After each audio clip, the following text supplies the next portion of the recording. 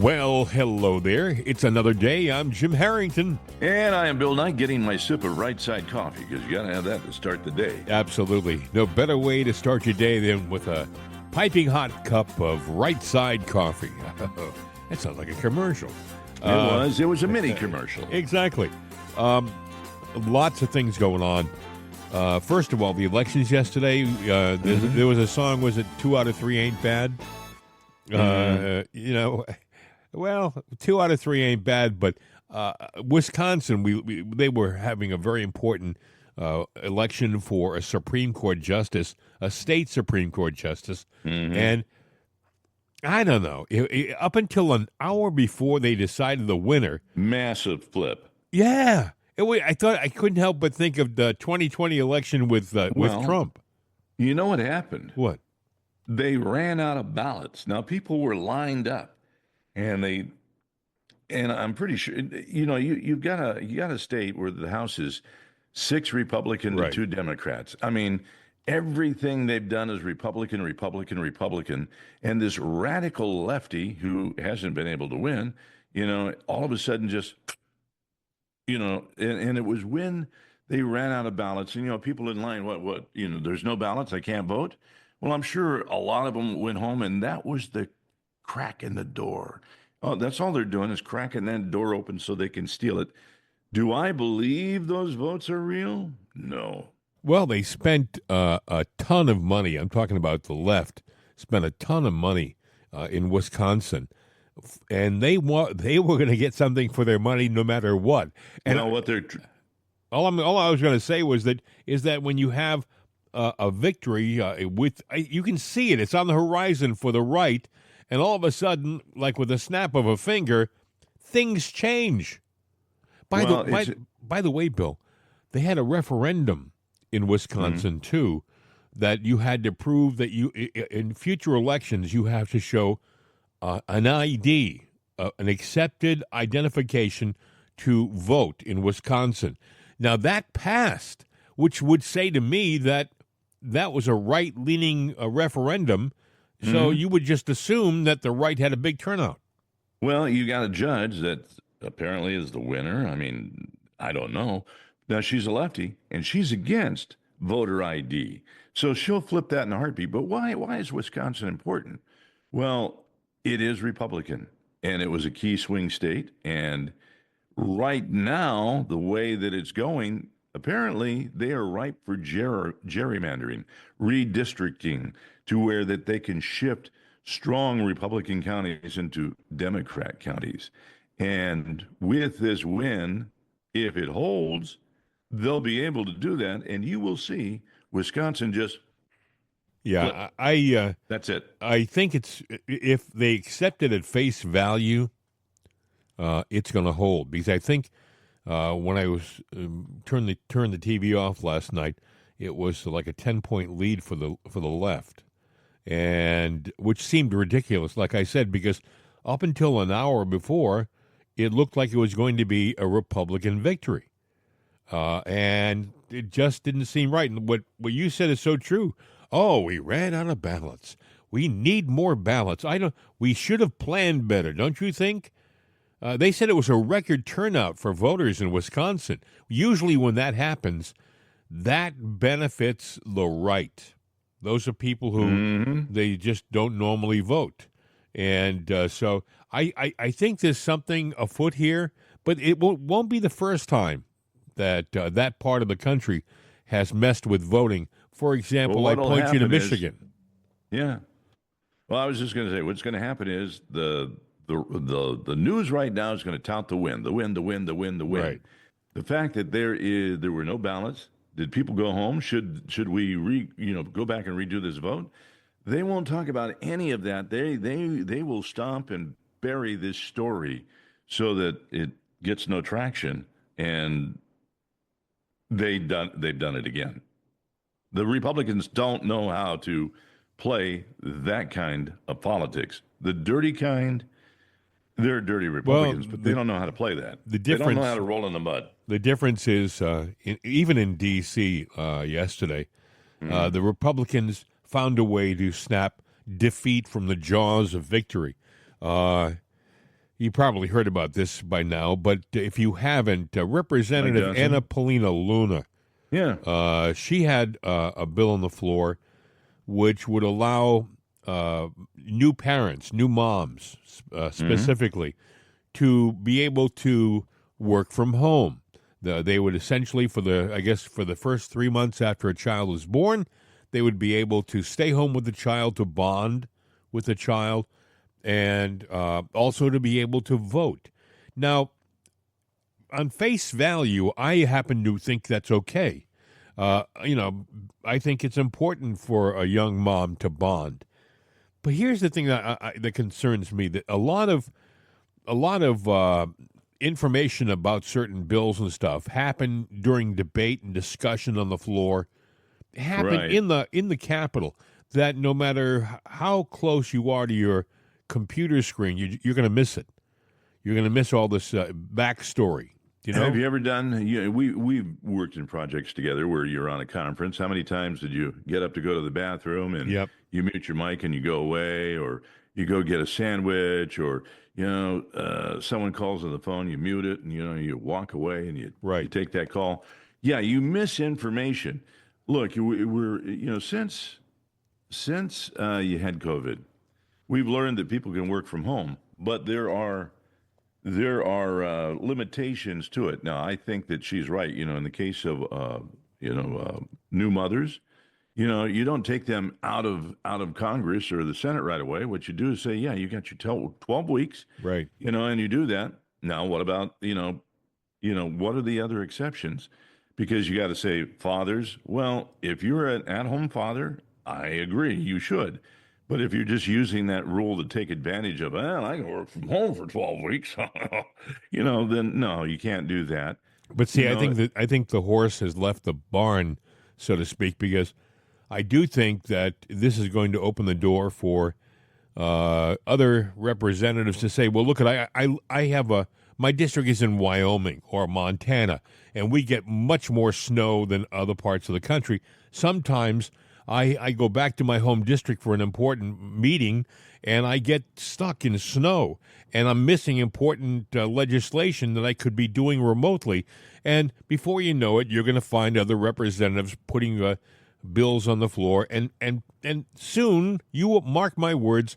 It'll be one of these things where a representative, all he'll have to do is bring his laptop, put his thumbprint on his computer to get a fingerprint verification, and then he'll put in an access code, and he'll be able to vote remotely. well, you know what? Thinking about it now, hindsight being 2020, even when people were, required they got to be on the floor to be a part of it, Right. how many times did bills sneak by because somebody just chose not to be in the chamber that day? Oh yeah, or they went to the restroom. Seriously, Yeah, they so have to go to the restroom. They sneak away and they miss the vote. maybe we need to rethink the whole process and redefine it to where, you know what, there's only so many excuses you can have to not be a part of it. And maybe we need to re-examine it. Just look at the whole process and bring it up to date. Well, But it is the 21st century. We do have the technology to encrypt the vote, I guess, to make to secure it so that wherever you are. But here's the problem you have: Mhm. does it lead to the possibility that you can be intimidated in a vote? For example, hypothetically, you're going to do a remote voting, but you happen to be in a situation where you're surrounded by people who are encouraging you to vote a certain way. Do you know what I'm saying? They're not giving you all the they're not giving you the full story, so they're going to slant it to their way. Well, you got to vote, you know that, Right. and this is what took place, and they leave out what really all took place. Yeah, you Yeah, can. I can. You can say, look at Representative. Why don't you use our conference room for your vote that you have to do? You don't have to go back to your office. Use our conference room. We'll wait outside. I mean, just little tiny, subtle intimidations. Well, Go ahead. there's no 100% accurate way to fix it, but we do need to sit down and say, okay, you know what? We do have some issues that we got to address. And Mike Johnson has suspended everything now, and that derails Trump's agenda. Yeah, And you know, what do you think and of that's that, wrong Bill? too. Well, I think Johnson pulled a spoiled child move. Because he was against Anna Paulina Luna's vote. He he was telling people to keep it the traditional way. You have to be on the floor to vote, and essentially a bunch of Republicans. I got the list here. Decided to cross the aisle and vote with Democrats, which, by the way, you will never see happening on the part of Democrats. They don't Well, come. what I do find I odd, just want to read yeah, the list of the people who crossed the aisle and voted with the Democrats: Anna Paulina Luna, Tim Burchett of Tennessee, which surprised me, Nick LaLotta of New York, Kevin Kiley of California, Jeff Van Drew of New Jersey, Greg Stubbe of Florida. That was a surprise. Max Miller of Ohio, Mike Lawler of New York, and Ryan McKenzie of Pennsylvania. Those were the Republicans who stepped across the aisle and voted with the Democrats. mhm. Now, here is the thing that I really see as the problem there. Not the 11 Republicans that stepped over to do this. All right. What I see as the problem is no matter what the situation is, no matter what it is, those Democrats, they never step over the party line. If you see it, it is very, very rare. It doesn't matter the issue or not. So I don't, I don't, I don't condemn the Republicans that stepped over because I kind of agree with the idea. Here. I said 8, you said 11. It was 9 actually. Okay. Yeah, I'm looking at a number right here from the story. So, and yeah, that shows you the accuracy of it that's because it true. says That's over true. 200 Democrats and 11 Republicans. Now, I'm Yeah. reading it right off the And screen. it says here were the 9 Republicans who joined with the opposition party and allowed radical left to at least, you see, folks, everything's a rush in Washington, including putting stories together. But here, I don't think that. I think that Mike Johnson should have continued. The most important thing isn't the vote on remote voting for moms. I'm sorry, it isn't. That's big, but it's not the biggest thing. The biggest thing right now is to quickly get the voting done for these bills that would limit the power right. of these district judges. That was supposed to happen this week, but Johnson picked up all of his marbles and picked up his basketball and said, I'm not playing with you guys anymore this week. I'm going home. And he closed down the House of Representatives. That is a problem for the Republicans, Bill. Well, yeah, and you know what the Democrats are going to do while he's sitting there, in the corner pouting? Yeah. They're going to get together and they're going to, when he comes back, he's going to get it all shoved up his tuchus because they're going to sit down and conjure up a way to, have more be time radical. to screw him up. Yep. Yeah, you know what? He should have kept just because they get a basket, if and I don't interpret that as a basket or a win for them. That's a win, for everybody. But I go back and say, But here's what the redo this whole Democrats system. look. The Democrats don't look at that bill. No. They look at the fact that they were able to obstruct the important legislation this week, the legislation that would limit the judges. That's the thing they're looking at. They don't care about whether an expectant mom votes from home, but they do care that they were able to slow down, if not stop, those other bills from going to a vote. Yeah. Now you got to realize there was an agenda by the Democrats and it got thwarted, but they're trying to figure out how to do it. With the illegal aliens, and this probably gets into a Jamie Raskin story where he wants to bring back those criminals. They wanted to sit there and get these people all on the Democratic voting poll because then they wanted to shift. And I'm not making this up. This is out there, and if you want to go Google it, you can. But they wanted to basically radicalize the government to where we were a one size party fits all government, and if you were conservative, that would have been a crime to sit there and go, I'm Republican. Well, really? Okay, you're going to do some time in jail. Oh, That's what they absolutely. wanted to do. That is what That is a fact. that is what they were trying to do with the unsecured border. Mm-hmm. They were trying to get as many people in here, get as many people on the Democratic ticket, register them as Democrats, and make us the minority. Now, what they're doing, they're using the media to do everything. Now, you said, the progressive left, the radical left. What else is there? There's a lot of different things. Moderates. They're taking the word moderate. They're taking the word progressive. They're taking the word center. They're taking the word radical. And they're blurring the line saying, they're all the same thing. So, they're the division of the party. They're trying to reweave it and re-script it. Yeah. It's a whole. It's all. Here's where we stand right now. We don't have the votes this week now for these important Trump bills. And how important are they? These are the bills that would have limited the power of the district judges so that they could not stop the Trump administration from implementing important executive orders. Mm-hmm. And by the way, for those of you who think that Trump is going crazy with executive orders, other presidents have done more. So understand that. But the thing is, the media is actually highlighting almost every executive order that Trump writes.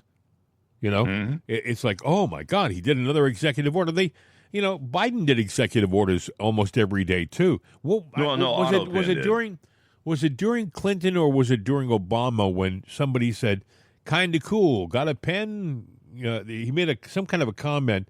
Some aide to one of the presidents said, "Kind of cool." Got a pen? Sign your name. It's a law.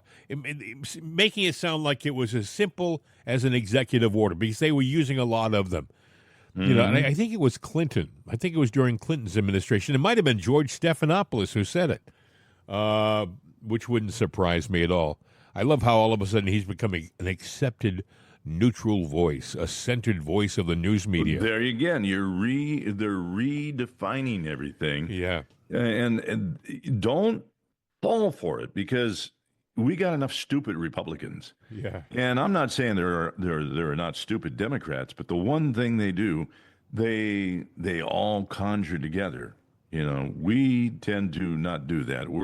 If we were a marching band, you'd have somebody marching this way and somebody marching that way, and they'd all be out of sync and they're not walking in time. The Democrats at least take the time to sit there and all march straight. Yeah. They look stupid, well, the but most they march important straight. thing for the Democrats is party unity.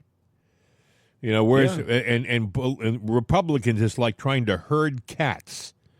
It's difficult, trust me. Anyway, this was interesting. We talked about Cory Booker. Cory Booker, he had a marathon speech on the floor of the Senate. I think it's over now, Bill. I'm not sure. I haven't been paying. Okay.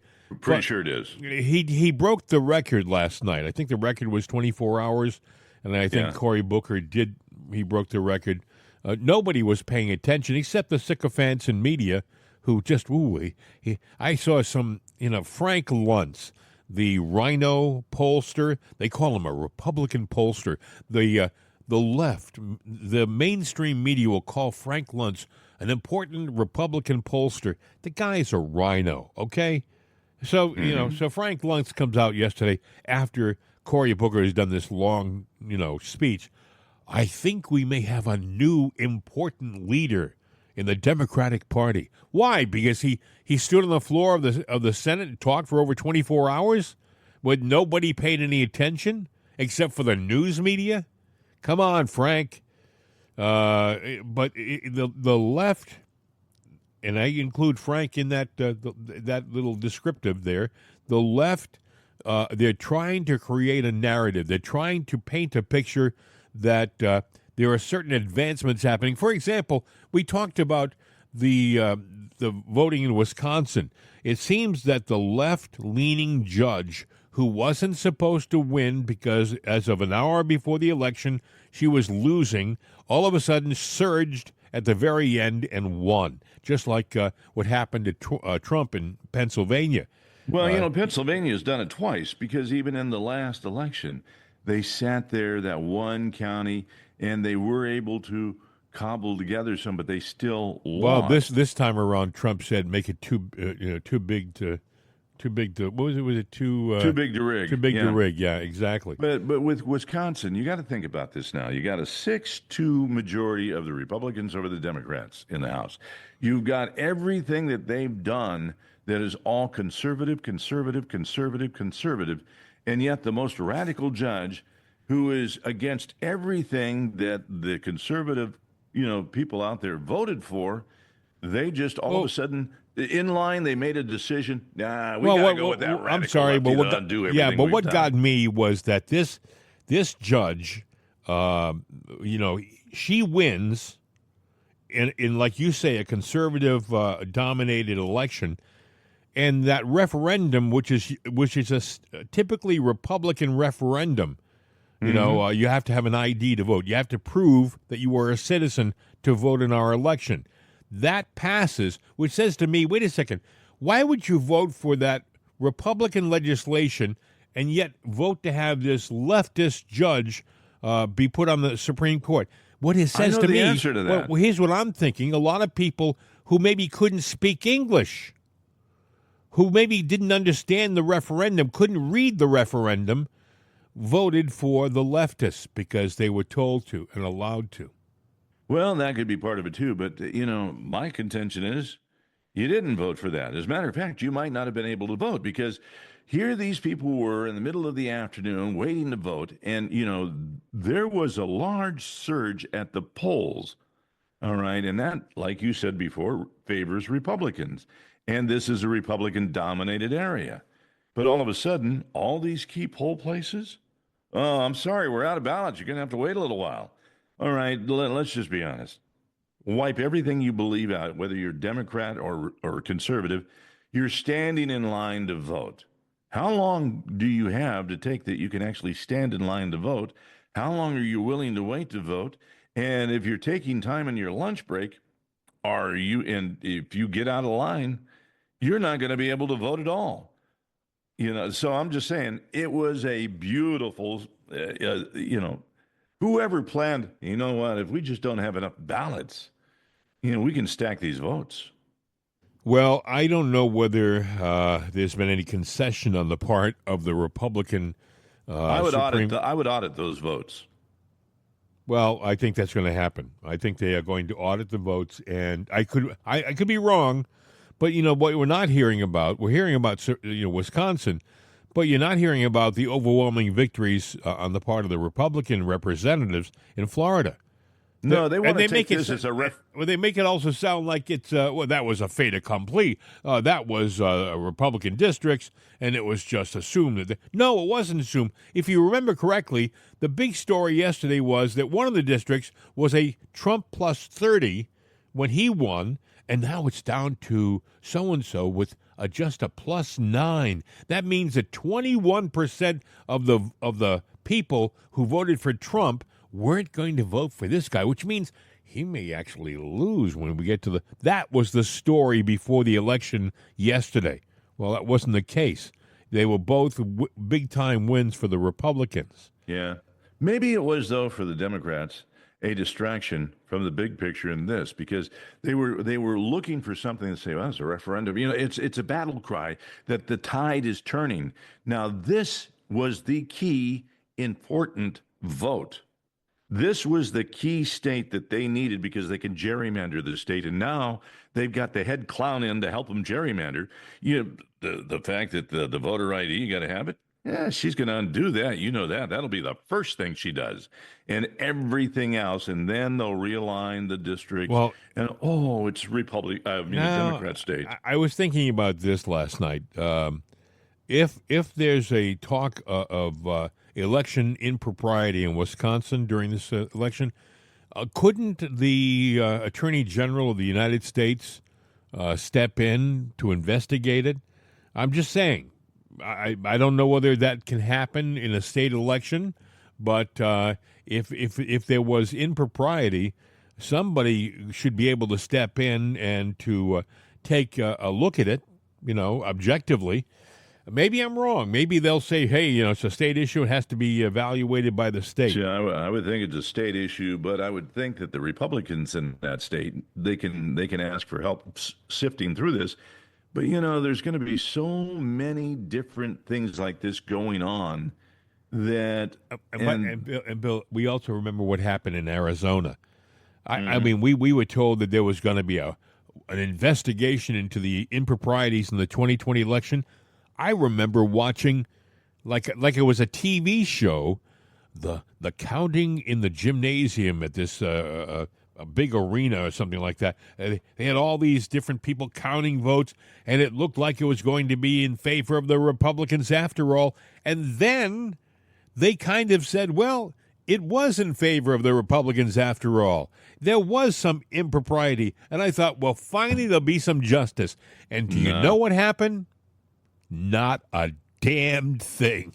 Nothing. Well, there you go. Yep. Yeah, I mean, and you got to wonder why that is. Is there a bigger game out here? And that's a whole different show, because I'm almost what I call I'm almost one of the George Carlin skeptics, to where I think a lot of what we see in government is all just what you call the kabuki dance. It's a game. Well, it's like you ever see that little toy that people use with their cats? Oh yeah, the little pin light. Yeah, no. light. It's a stick with a fuzzy thing on the end of it, and they wave it out there, and the cat goes for it over there, and then they move it to the other arm, and they wave it over here, and the cat goes for it over there. Sometimes I think we're the cat. Yeah. Sometimes I think we're the cat, and somebody's playing us with a stick. Well, that's exactly what I think a lot of times. So, am I hopeful that things are going to go? I won't call it center gravity. I'll make up a phrase, but is it going to go right down the middle of the line? No, I don't think so. I think that there has been a radical government that has been around for a long time, and they are just sitting there playing games. Trump did upset the apple cart. I will say that. But here's what I think. It's been 4 years that Trump had to think about what happened to him in 2020. And I think that I think key members of his staff met in private, in secure situations, and they worked out plans and contingencies. And they also anticipated certain things to happen. For example, I don't think it's a surprise that the left is pushing back with their judges right now. And I don't think that Trump thinks it's a surprise. All right. I think he expected it. Let me play devil's advocate here. Let's just say everything that I fear is true, and what you just said is true, and Trump has thought about everything. But let's say that let's just say you're part of this evil undertow that's really in power, all right? And you've got somebody up here that's redirecting, redoing, and redefining and getting people's attention.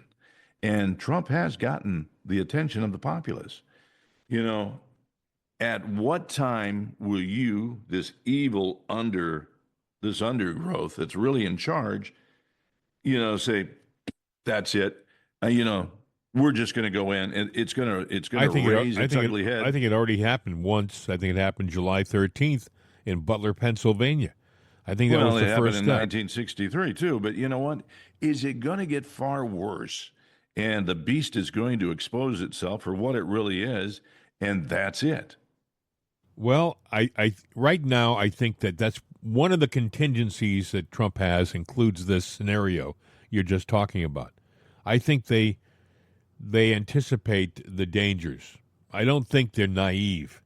I could be wrong, but I think that the difference is this time around is that Trump has key people in the Department of Justice now, in the FBI. This is different than in the past. America is not the only game in the global, scheme of politics. Well, it'll be interesting to see whether whether Trump can put together. I think he looks too calm to me. I would be aggravated and irritated at what they're doing to him if it was completely out of the blue. If he was being blindsided right now, I think he'd be more PO'd, all right? I think he'd be more upset. But there's a calmness about him, like, okay, you did this.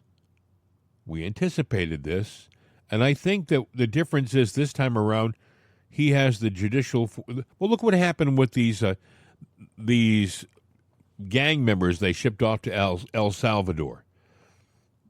The judge tried to stop them midair. Oh, you got to bring them back. And we didn't get your message. We were out of U.S. airspace. Too bad. We're gone. And then a couple of days ago, unbeknownst to a lot of people, we shipped off another flight of people. Another batch went down, I think, to El Salvador. Another batch went down to Venezuela. But they shipped more prisoners out of the country. But the difference was, Trump said, his Department of Justice said, we're not shipping prisoners out of the country. We're shipping terrorists out of the country, and we're doing it under a different reason for doing it. It was like national security. When they issued a national security situation on that plane, then the judge had no jurisdiction. It was like, too bad. We just changed the label on what we were doing, and we're shipping them out anyway. And I think that was like a contingency. I think that they wanted that guy, Boasberg, to raise his ugly head so they could see him. Okay, there's one. Oh, there's two. There's Chang. Okay, there's three. There's all these different people. They're all popping their head up. They're all identifying themselves.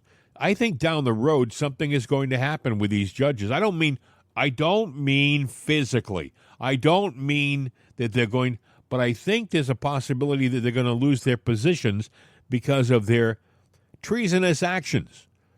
And by the way, you look at Sotomayor. She came out and spoke out in favor of the justices. I think justices should be above reproach, basically, is what she said. Yeah. Well, what a crock. She and Roberts, by the way. Roberts, he's never been a conservative. He was billed as being a conservative by Bush. Oh, he's a conservative. And he was the first guy, he broke that tie. Do you remember with Obamacare? He was in favor of Obamacare.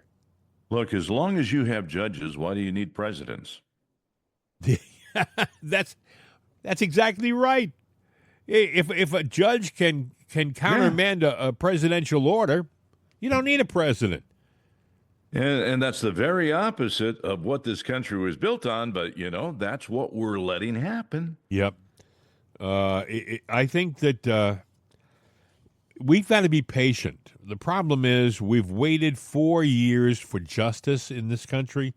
A lot of good Americans saw what was happening. I mean, we weren't blind. We saw Joe Biden shaking hands with thin air. We saw Joe Biden getting so lost in the middle of a public statement that he babbled like a little baby. I mean, honest to God, folks, I'm not trying to be cruel to the man, but he was so out of it so many times in public, and the media just said, oh, that's Joe. That's Joe. Mm-hmm. Think of this. If Trump got up there and was giving a speech and suddenly got lost and started to babble, you wouldn't hear the end of it. But with Biden, with Biden, it was like, okay, no problem. Amazing, Amazing stuff, Bill. We talked about Cory Booker. This only happens in Washington. A staffer of Cory Booker was arrested Monday for bringing an unlicensed pistol to the Capitol shortly before Booker started his marathon speech, which I thought was he supposedly. They didn't say it. They call him a staff member. A 59-year-old Kevin Batts of New Jersey, arrested for carrying a pistol without a license.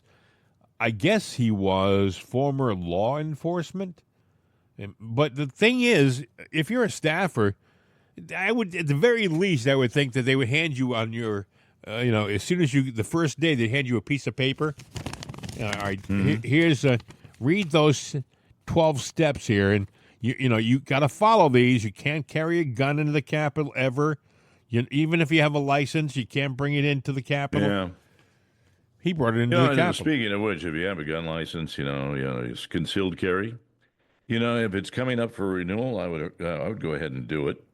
I know I got one coming up for renewal at the end of the year, and I just thought, do it now because they're good for 5 years instead of waiting. Then because you never know what's going to happen with gun laws. So that's true. But anyway, this guy was arrested, Kevin Batts of New Jersey. Yeah. In the meantime, his boss is trying to, get the attention of the world on the Senate floor. Go ahead, Bill. Okay. How do you feel about filibustering? Because you do that, you're talking about nothing. Yeah, it was a great day. The weather in Boise, Idaho today. You ever been to Boise? Yeah. Well, you just keep talking. Well, let me ask you a question. On the floor of the House, don't they have like a 5-minute rule? Yeah. So how do you keep going? Why don't they have that in the Senate? Why don't you say your time is up, Mr. Booker? You sit down. Yeah, it does seem a little odd. So they got those theatrics. They ought to close that loophole right now, and you got so much time. And you know what?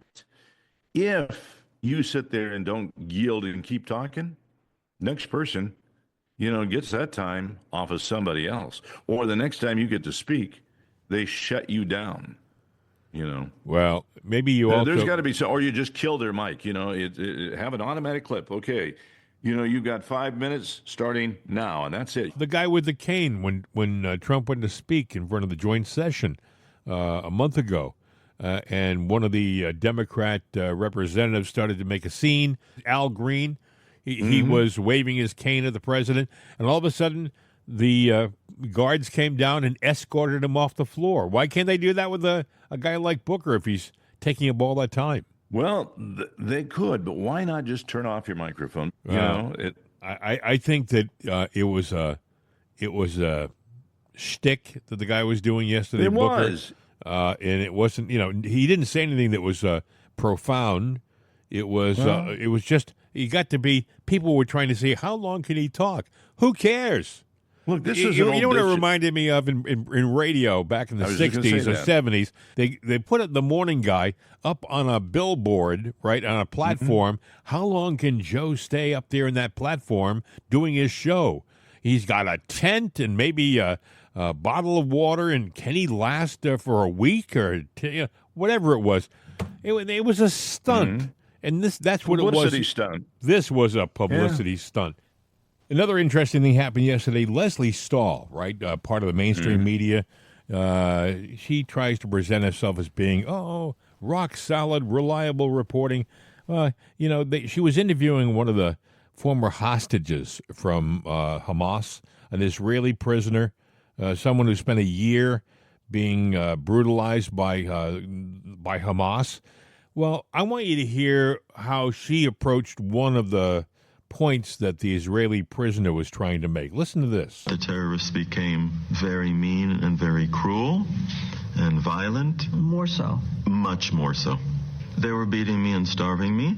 Do you think they starved you or they just didn't have food? No, I think they starved me, and they would often eat in front of me and not offer me food. Do you think they starved you or they didn't have food? No, they were pigging out right in front of me there, Leslie, and they were making a diff. They wanted me to see them eat. Yeah, she's treating him like a little child. Like, are you sure? Maybe. No, he was there. He knows exactly what happened to him, and it is what he said. Her whole conduct of that interview kind of just ticks me off. Leslie Stahl, you'll remember she was the one who was trying to correct President Trump when he was doing an interview. And she said, and I haven't got the audio, but she said, Sir, we're 60 Minutes. We have an obligation to be like, wait a second. He was the president of the United States, Leslie.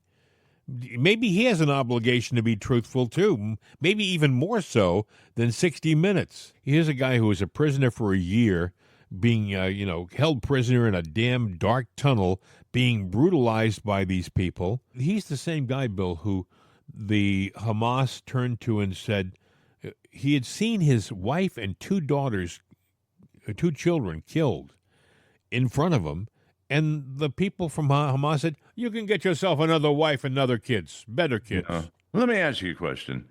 Did the guy look like he hadn't eaten for a while and very skinny and everything? Oh, he was the guy that everyone said he lost about 60 pounds. All right, let me ask you this. His captors, when they released him, did they look the same as him, or did they look like they had some fluid in their body, some meat in their bones? They looked fine, thank you very much. So her question was stupid. It was stupid.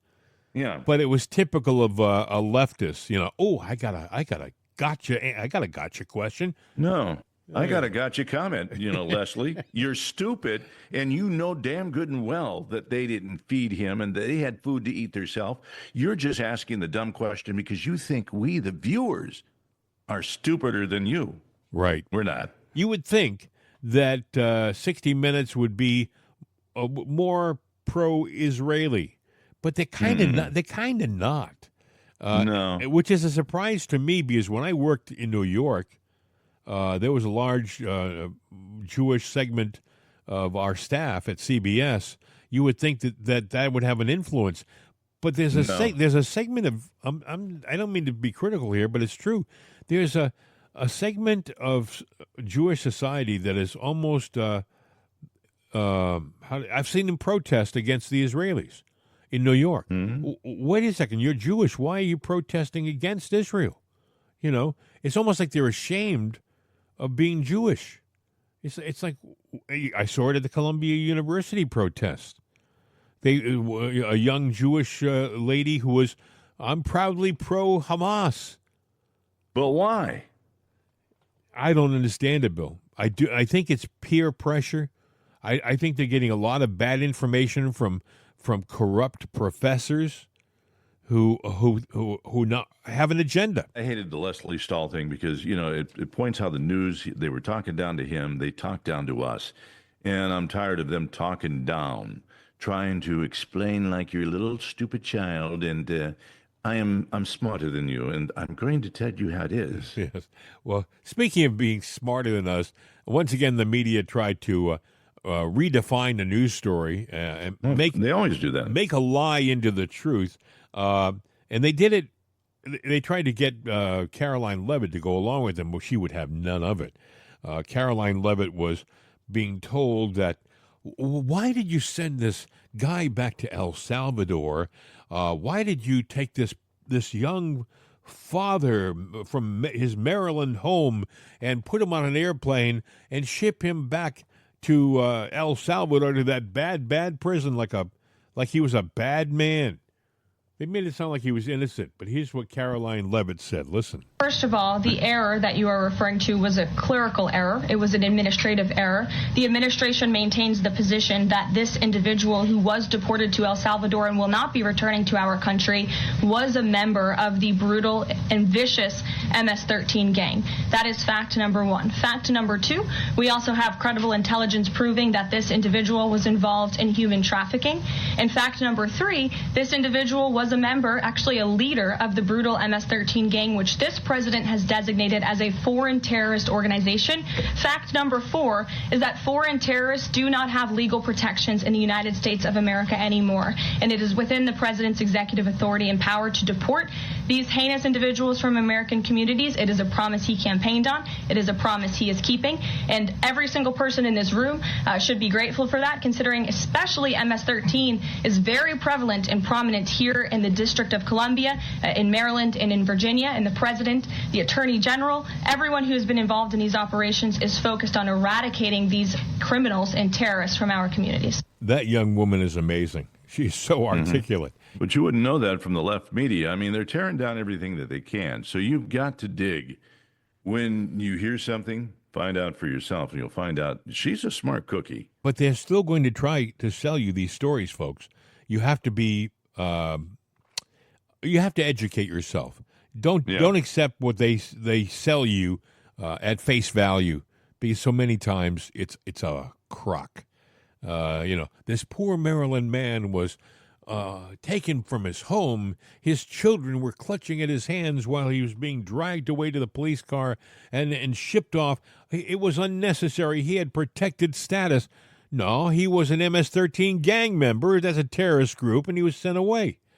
And he wasn't coming back, by the way. You heard Caroline Levitt. But they're trying to sell you a lie. I don't. This I think goes back to what you were saying at the top of the show about that sub element of government that we can't see.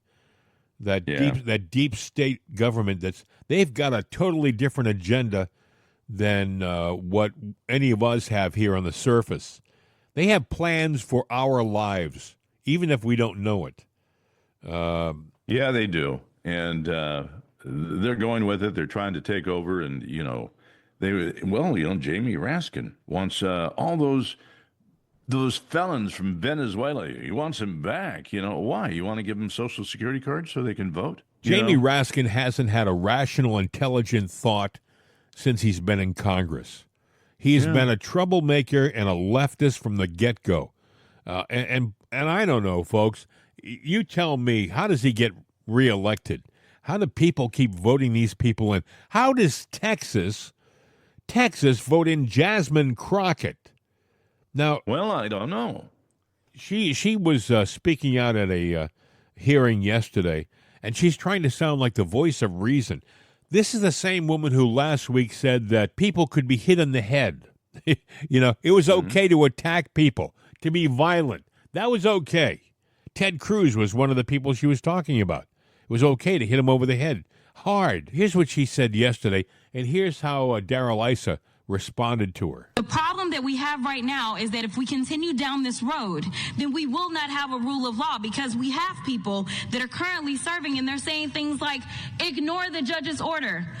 What it means to have law and order in this country is that you follow the order and you go through the appeals process, even if you dislike what the judge did. Thank you, and I yield. And I'll yield back to Mr. Issa. Mr. Issa, you had a question for me, which I'll yield to you now if you want to. Now that there's no time left. Thanks, Eric. Entertainment. You're good. You're good at that, but I'll take my own time. I'll recognize myself, and I'm going to note that when Ms. Ocasio-Cortez, or AOC as we know her, filed articles of impeachment on Justice Thomas and Alito. Ms. Crockett was one of the co-sponsors, along with Mr. Cohen, both members of this committee. It does seem interesting that when the shoe is on the other foot, everyone is self-righteous. And I think this is a good example. For the last 3 hours, I have had to listen to one side talking about impeachment as though it was the nature of this hearing. It is not. Well, they would like it to be. They would like it to be. Yeah. But Jasmine Crockett, she tries to paint this picture that she's a rising star from the hood. She's from a well-to-do family. She had a good education. You just don't see it. It's almost like she's acting. And she's having fun, by the way, because all of a sudden, when she acts like she's from the hood, all of a sudden the cameras start to follow her. Ooh, that's pretty heady stuff. Why is that? Why is that? Well, it's pretty heady stuff, boy. So I don't know how they get anything done in the halls of Congress. Maybe I'm wrong. Maybe Johnson shutting it down for a week is a good thing to almost restart things, Let's take a couple of days, let the dust settle, come back, and start again. Let me ask you about Jamie Raskin. I know the U.S. The Attorney's Office of Washington looking into charges against her, assault charges. Now they're trying to say alleged charges and all of this stuff. They're downplaying the fact that the video where she attacked the guy, scratched him in the face, and they're that was alleged, but. Should charges be brought against her? I think they should. Well, but will they go anywhere? I don't know. I don't know. Really, nowadays, I've been wrong. I'll be the first to admit I've been wrong. A lot of things that should have happened didn't happen. A lot of things that happened, I was surprised. I for example, Bill, I thought now in the 21st century, you get an assassination attempt on a presidential candidate. Never mind future president, you would have thought that would have been the top story for months, never mind weeks. Mm-hmm. Yet it just fell by the wayside, and it's disappeared. It's like a light going out slowly. Pretty soon you'll even forget it happened. The wound on his ear will heal, and we'll forget about all that stuff in Butler, PA. Not a big deal. Nothing to see here. They did it to us with Kennedy. I was a kid when Kennedy was shot, and I couldn't believe it. It was the top story. At least with Kennedy, everybody paid attention for days. They had the cameras. For the first time, they set up remote camera locations so that you could see the casket coming off the airplane. They didn't do that before then. Before then, they had film cameras, and you saw it on delay. Suddenly, it was live. Mm-hmm. Things in the 21st century, I thought, would have been a little more honest and forthright, and it's not. It's probably more corrupt now than it was in '63. Yeah, it is. But we were talking about the voter thing, and the Social Security now, I guess, gets you your voter card, your chance to ID with that. It's like the magic key. It's the skeleton key to all the stuff. Yeah, but the Social Security card, that goes. When did that become? That was really there for other purposes. Oh, absolutely. That card was. It's being used for things it wasn't meant for. Well, for the first 20 years of my life, at least, when you had your Social Security card, you looked at it and it said, on the card, not for identification purposes. Right on the card, it was written, not for identification purposes. Then suddenly that disappeared. Mm-hmm. Like, okay, now you can use it for identification purposes. And now they're using it for everything. And like I said, it's the skeleton key that opens up all the benefits. You want to vote? You got a Social Security card? Okay, you can vote. You want some benefits from Social Security? You got the card? Sure, no problem. You got it. Never mind the fact that you swam across a river, and when you dried off, they put you on a bus, and they flew you to a strange city, and all of a sudden you were put up at the taxpayer's expense. That's not important. We got you a Social Security card, and now you're one of us. And I was always told as a kid that's not the way it worked out. You had to be a certain age to get a Social Security. Well, not really. You could get a Social Security number when you were born. But, it was for American citizens. Hey, before we forget, Bill, I want to remind people we have a great coffee, a Right Side Coffee, Jim and Bill's Right Side Coffee. It's available at rightsideshop.com. It is a delicious cup of coffee. You got to try it. If you haven't tried it, you're really hurting yourself. You really should give it a shot. Jim and Bill's Right Side Coffee. Bill, maybe you can tell the good people where they can find it? Well, they can go to rightsideshop.com. You can go to our website, itsanotherday.com. At the top left corner, you'll see the Right Side Shop. Just click that. You will find all the products in there, including, we've got our Right Side Coffee. We got our Make America Percolate Again coffee, the Mappa coffee. We've got all kinds of cool stuff. You got to go and check it out. One thing you won't do is be frozen in time if you have a cup of Right Side coffee. That clears up everything, gets the fog out of the room. Yes. I only said that for a reason. Yeah, he said it because we've been having technical issues doing this program. For the first time, first of all, before we lose you again, let's have the guys come in. Juan, Jose, and the Border Crossers. Sing the jingle, will you guys? Wake up on the right side with Right Side Coffee. Yes, Right Side Coffee. Go ahead. You were saying, Bill? Well, I was going to say, every once in a while we refer to the fact that, there's somebody playing with the stuff and things freeze, and we have secure, connection between us. But if you've noticed you've had your internet freezing or different things going on, I know, was it yesterday that it was, I think Apple, they had the problems with their servers. They were down all over the place. For the past week. X, their AI Grok, it wasn't working. I went in and checked, and their servers were under attack, and they were all over the United States. And there's a lot of cyber activity attacks that are going on. So it's not just us saying stuff like that. It's happening to everybody, everywhere, anyway, anyhow. And it's kind of It's kind of ridiculous. You just got to be patient because I don't know who's behind it, don't know what's behind it. Well, I'll tell you what it's done to us. We have had a lot of people listen to us on Apple Music, our stream, and all of a sudden our stream there has disappeared. We're being told by our distributor that it's still there, but when you go to it, it isn't there anymore. You know, it's somebody or someone is doing something, and it's affecting. They say that you draw the most flack when you're over the target, and maybe that's the problem we have. Is we're building a nice audience, and there are people who don't like our message. And by the way, we don't think our message is anything that is really controversial. We're just talking our opinions. And you don't have to listen. You don't have to go along with what we have to say.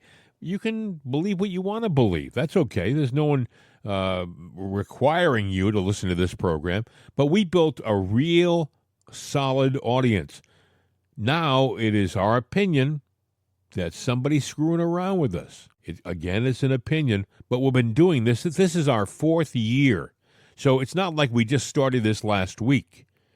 We have a history of growth, and now all of a sudden we see an abrupt fluctuation that is, it's not normal, you know? And by the way, Bill, maybe the problem is what you just said. Maybe it's not just us. Maybe it is all over the world and sites all over the world. Maybe similar sites are having the same problem. Yeah, I think people don't notice it as much. They might sit there and look at the front. Oh, Val Kilmer, which we didn't mention, an actor who passed away, great actor, at 65. But they might go and look at the story and stuff like that, and then they see another story and they go to it, and it freezes for just a couple of seconds, just enough to kind of, you get that spinning circle of death. For us, that spinning circle of death, you say something, I don't hear it, and then, Right. I comment on something entirely different or something like that, it becomes a problem. So, and that's what's going on with all of this. I see changes on the screen right now. Yes. But, that we require a continual communication. A little break here or there is not going to be a big deal if you're looking at a story. A little unfreeze. I run into that And what every usually day. happens is when he has a problem, I see it on my end too. There's a little meter that I have in the lower left-hand corner. But what's happening now, which is even stranger, is he's getting interference on his end of our connection. I don't see it.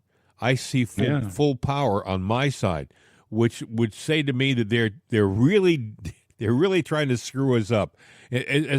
Before they would screw us both up at the same time. We both knew it was a problem. But if they only screw up one side and don't screw up the other side, then one side thinks everything's okay and is wondering what's going on. There's confusion.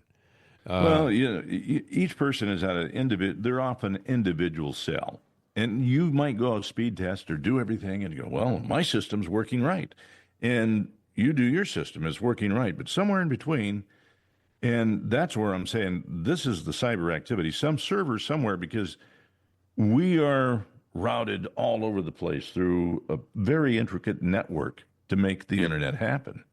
And you only have to take out certain key areas and you disrupt it. And somebody out there is rehearsing something because there have been cyber attacks on all of the networks. We've been told for years that there's going to be an attack on our infrastructure, our internet infrastructure. It really hasn't happened yet, but maybe we're getting close to something like that. Maybe that's what folks, you should have a contingency plan. You may say, well, I still got my cell phone. It may not work if there's a cyber problem. There's an argument for the media. The media has become automated, and they're switching over to the internet. And even then, it's a 20-minute loop, and then it starts all over again. That's all everything is anymore. And the power of the spoken media has taken second fiddle. Yes, there's a lot more voices out there, but it can be shut off by the flip of a switch. Right. Whereas, you couldn't do it the other way, but now you can. And it's scary.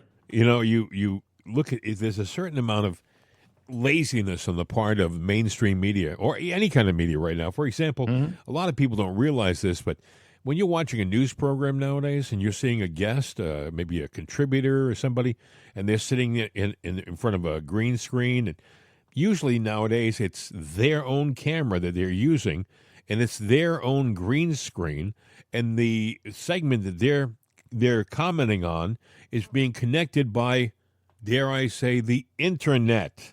It is actually, they're getting their feed not by a dedicated line like it used to be in the old days, where you had to have maybe a truck outside your house to connect you to the network so that you could broadcast together. Nowadays, anybody can be in their den.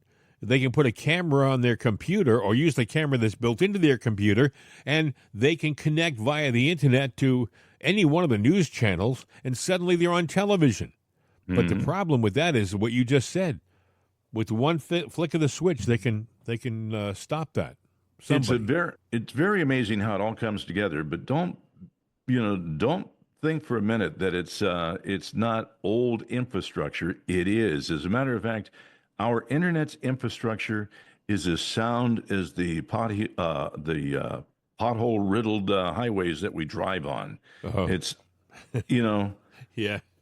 That's my comparison. And, we've got an we talk about what a great nation we are and how modern we are. And, the left wants to give away all this money to other places and we're building them up and they got all this. Why don't we fix what we have Why first? is it we get the common sense questions like that from the average Joe like us, but we don't hear it from our representatives and senators? Why aren't they screaming from the rooftops to fix the bridges, fix the roads, fix the train system for the first time, make everything run on schedule, make the system work? But no, we get BS from our representatives. What? Go ahead. You want to make yourself sick for about $20, $40 if you really want to get something decent. You can get a thing to just hold under the faucet and test your water, and it'll tell you if it's safe to drink or not.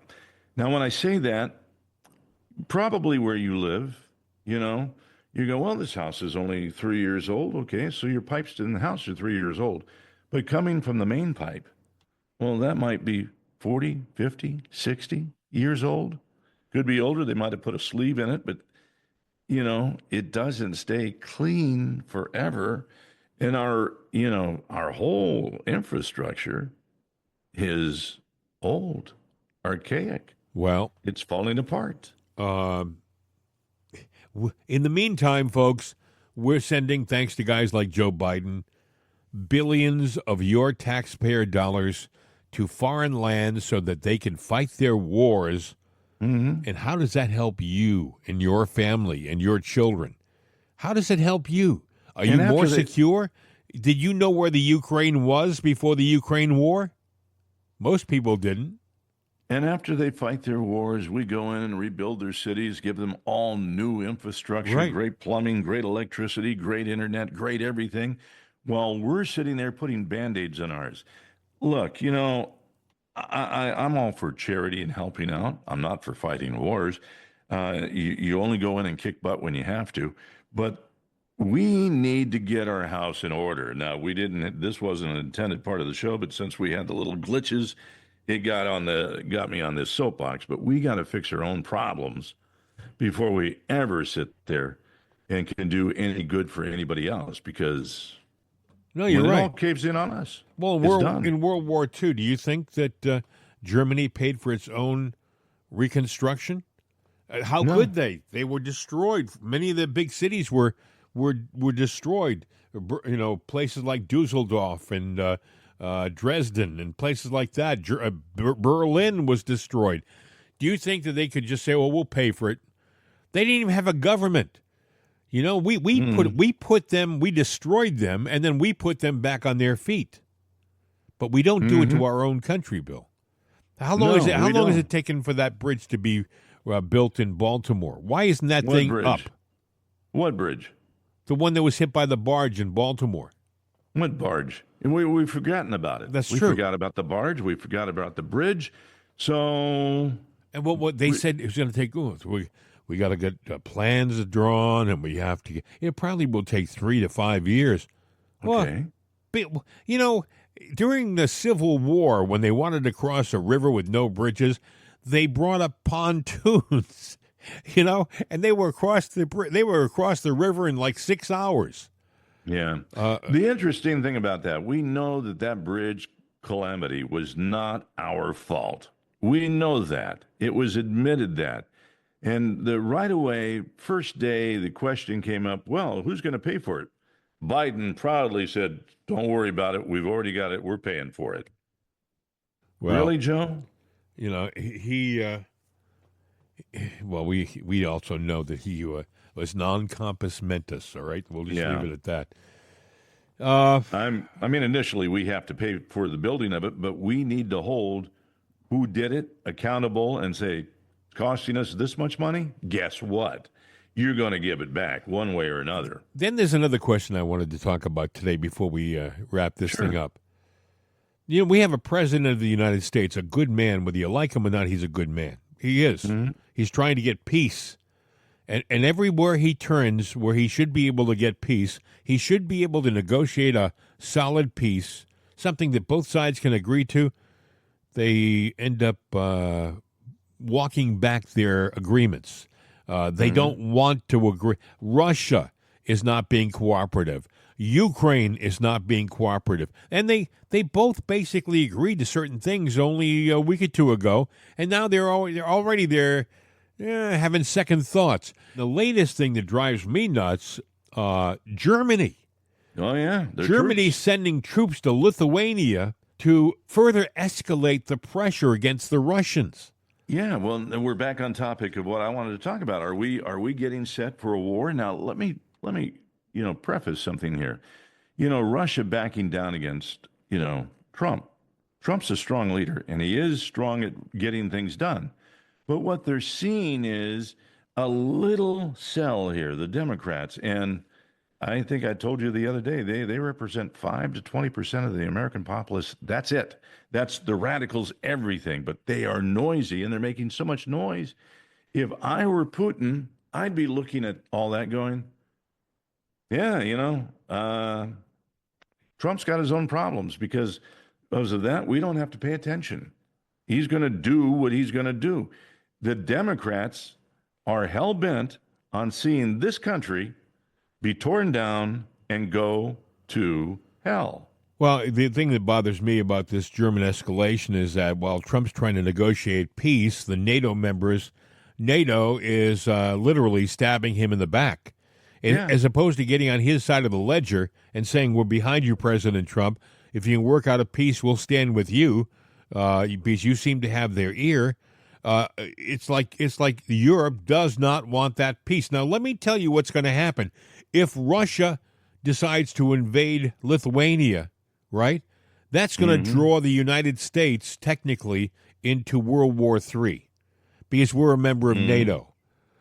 Maybe what Trump should say is, look, if you're going to do these kind of moves without consultation with us, then we're going to step away from NATO. Maybe we're going to back out of NATO, and you'll be on your own. You go to war with Russia, you pay the consequences. Don't draw us into your nonsense, making these unilateral moves like this. Well, the only problem is we draw out of NATO. We probably have bases and installations for protection of us and them in strategic areas that we'd have to get the hell out of. Well, Trump has already said he's already threatened to take all of the troops out of Europe. Yeah, which I think would be. So you don't have to be there anymore. No, we've got missiles. We've got things in space that can sit there and do what we got to do. Right. And we don't need to. We could move our troops back to the U.S. and have our troops deployed in Europe in 6 hours. If nukes go off, we don't need soldiers across the land. I still think that cooler heads will prevail when it comes to nuclear weapons. I think everybody knows the finality of that.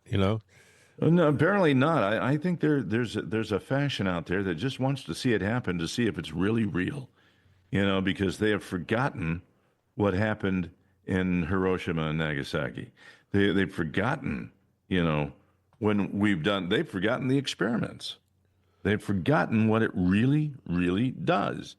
A lot of the people, I wasn't born when all this stuff happened, but I did pay attention to what I saw from the historic footage. When I was a kid, we used to practice sheltering in place, hiding under your desk.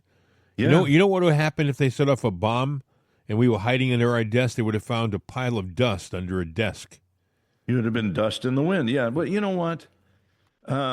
Unless you can get to a secure concrete bunker, something underground, something that's safe, but then, the air is going to get in there. It's not going to be safe unless you got, iodine tablets or whatever it is. Right.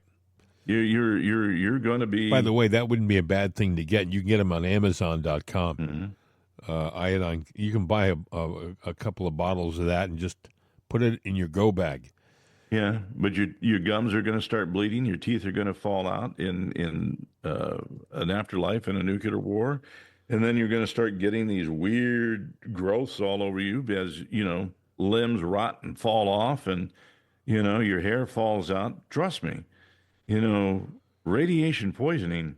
It's not a pretty thing, and it's a slow, agonizing death for you. That's why you should have the iodine tablets, because iodine tablets, for some reason, prevent that, or at least minimize the effect of radiation poisoning. That's the strength of iodine pills. And like I said, you can get them on Amazon. They're not terribly expensive, or they used to be relatively inexpensive. Mm-hmm.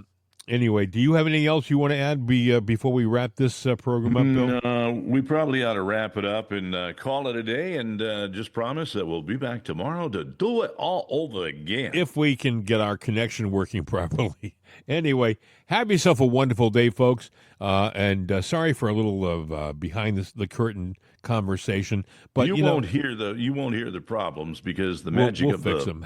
Yeah. You won't hear them. What are they talking about? Yeah. But trust me, we had them. We just fixed them so you didn't hear them. Anyway, it's the magic of behind-the-scenes engineering. I'm done. It's a wrap. You can pull the plug on this one. We'll do it again tomorrow. Well, before I trip over the plug, I'm just going to go, hasta la vista, baby. We're out of here.